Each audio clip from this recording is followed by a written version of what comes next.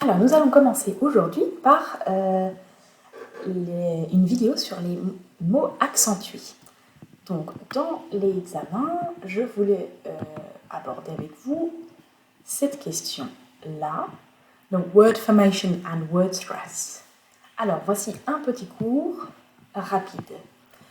Tout d'abord, les mots de une syllabe, one syllables words, have the stress at the beginning of the syllable. Donc, for example, bat. Les mots de deux syllabes ont généralement un accent primaire sur la première syllabe. Et c'est le cas dans beaucoup de langues germaniques, et puis aussi en français quand on veut vraiment parler avec emphase, donc on va faire emphase, on va pas faire emphase, mais on va faire emphase, la confédération, je suis un politicien et je vais faire un discours sur quelque chose. Donc là, c'est en français, nous, c'est plutôt associé à un style de parole, alors qu'en anglais, donc c'est une règle d'accentuation de mots, et donc le sens peut changer si on change l'accent de mots. Donc par exemple, on va avoir table, yellow, window, etc.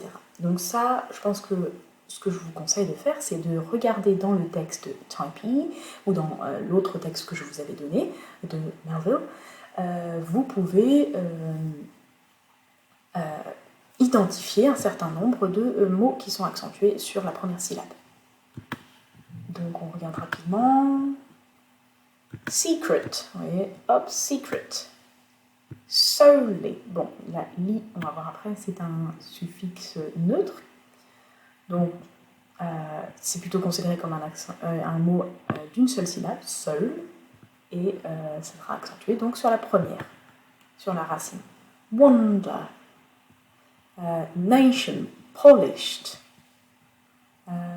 Donc ça c'est un petit peu la prononciation par défaut. Driven, driven, basin. Et les francophones ont tendance à dire la bassine, ils me disent spare, donc ça, dans ces cas-là ça marche, de spare. Mais par contre, secret, ils veulent le secret for you. Donc ça c'est ce qu'on appelle un stress shift, déplacement d'accent. Voilà, stress shift. Par contre, je vais vous rajouter une petite chose. Si vous dites visit, donc voilà, accent par défaut sur la première, et vous allez avoir une troisième syllabe avec la flexion en ED. Et donc là, c'est neutre. Donc ce qu'on va avoir, c'est l'accent de mot ne change pas du tout.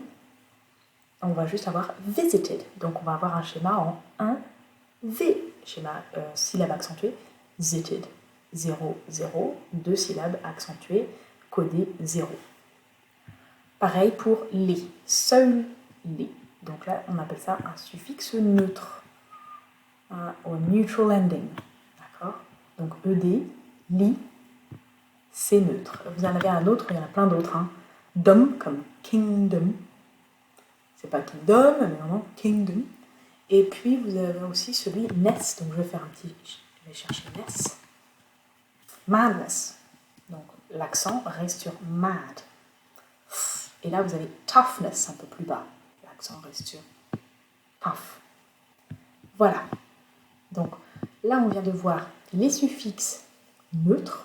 Je vous en ai donné quelques-uns. Ness, dum. Tiens, on va chercher dum. Seldom. Bon, là, c'est pas forcément dans le sens de kingdom pour nominaliser, mais Christendom. Voilà, là par exemple. Donc on va avoir un bel exemple là avec dom, suffixe neutre. Donc dom, ness, les, ed. Et puis aussi le s. Donc là, je vois terraces, ces. Donc le schéma accentuel par défaut, c'est terrace. Et la flexion ne modifie pas le schéma accentuel. Ah, ben j'en vois encore un autre là. ing, pareil.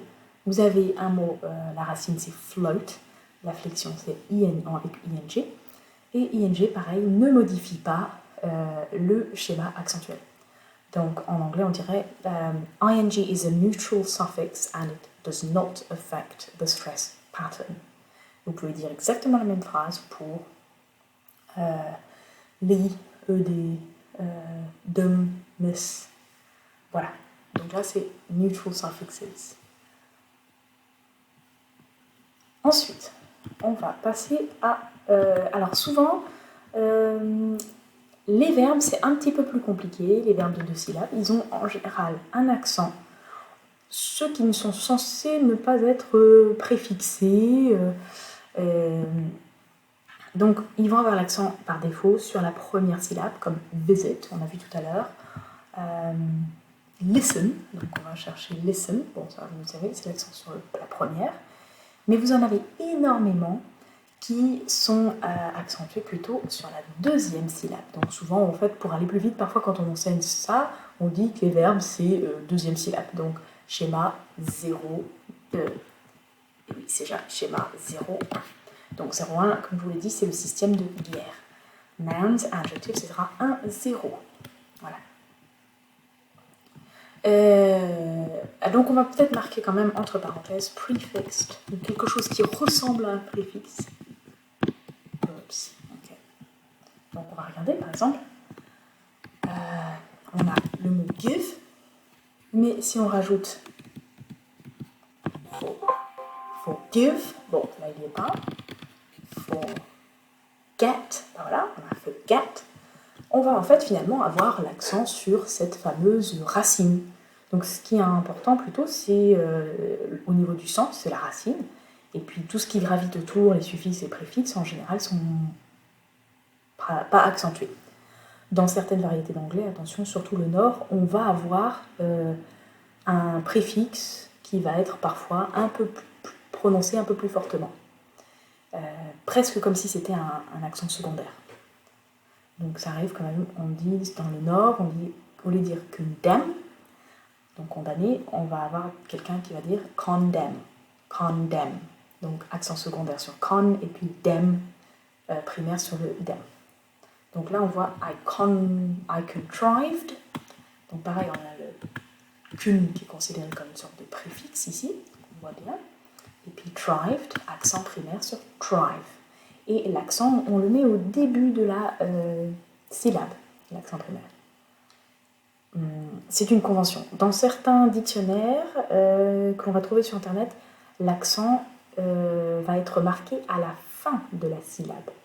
Donc ça peut prêter à confusion. Attention, donc nos conventions, et pour la plupart des conventions de la phonétique internationale, ça va être plutôt au début de la syllabe. Donc en général, vous pouvez prendre vos mains et puis vous battez les syllabes. Vous mettez vos 2 points les uns sur les autres, par exemple à droite, le droit au-dessus et le gauche en dessous. Et quand vous changez de syllabe, vous inversez les points. Et en général, naturellement, on sait où commence la syllabe, où elle la termine. Voilà. Il y a des gens qui ne sont pas toujours d'accord sur la façon dont on va compter les syllabes en anglais. C'est un grand débat en lui-même, mais en général, on arrive assez bien avec juste cette petite méthode des points. Les points dessus-dessous. Voilà.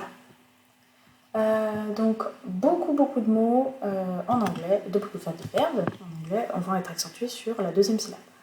Forget, forgive, forbear, attendez, qu'est-ce qu'on a encore? Select, dissect, etc. Vous avez par contre, on appelle ça des paires intéressantes, ça s'appelle les stress alternating pairs.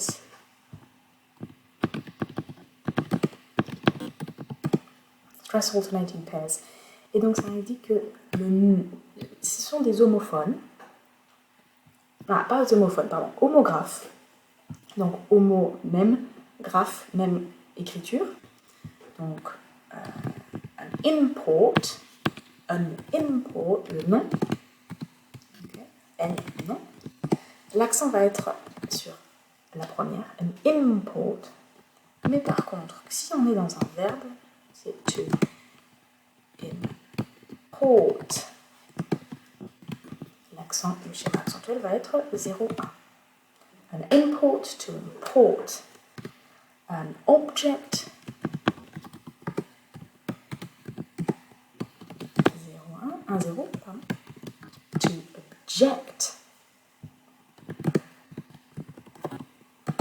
Et là, object. Donc ce qui est intéressant, c'est que par exemple, là dans to object, on va réduire la voyelle de la première syllabe dans le verbe. Object. Et il y a toute une liste comme ça de verbes qui sont stress alternating pairs.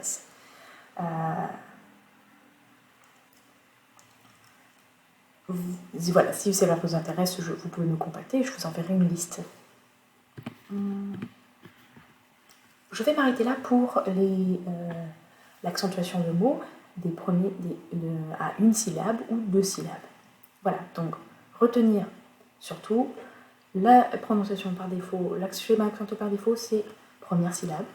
Les verbes préfixés, donc je ne vous ai pas mis beaucoup de verbes là ici. Forget, forgive, select, arrive, derive,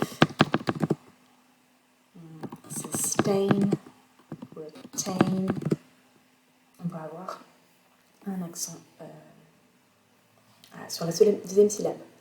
L'autre chose à retenir, c'est les stress alternating pairs. Vous avez en général, pour distinguer un mot qui est écrit pareil et la distinguer au niveau de la catégorie grammaticale, si c'est un nom ou un verbe, eh bien on va changer le schéma accentuel. Pour les noms, ça va être la première, et pour les verbes, ça va être la seconde. Donc vous pouvez même écouter ça, mon enregistrement, sans forcément avoir de support écrit. Vous pouvez le faire en vous baladant. Voilà. Première vidéo terminée.